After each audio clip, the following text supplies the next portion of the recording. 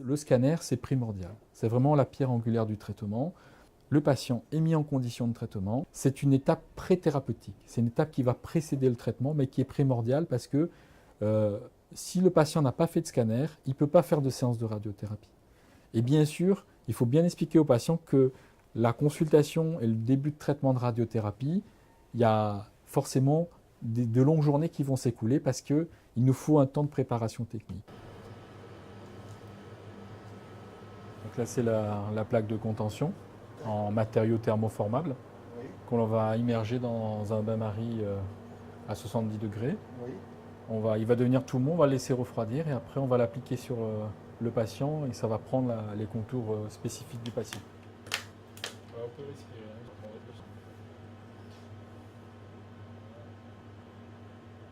Les masques, ce sont des masques de contention en fait, parce que le traitement de radiothérapie, il consiste à donner une petite dose par séance, c'est-à-dire que en fait, la dose va être fractionnée en plusieurs séances.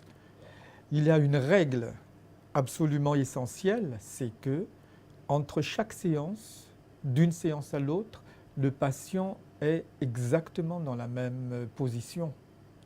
Et donc, le masque aide le patient à ne pas bouger et à retrouver à chaque fois la même position.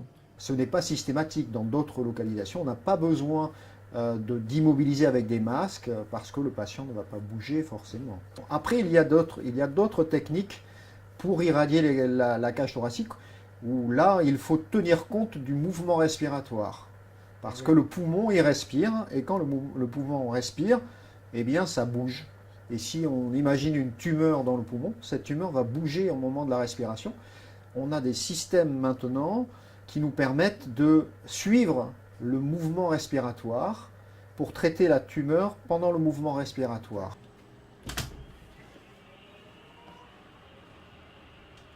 Ici, c'est un logiciel qui est dédié au contourage, c'est-à-dire un logiciel où on va définir les organes, la cible, etc.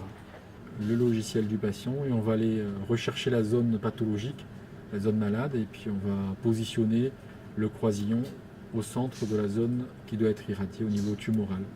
Et donc là, je vais envoyer les repères de points que je souhaite avoir au manipulateur. C'est bon les points, je te les ai envoyés.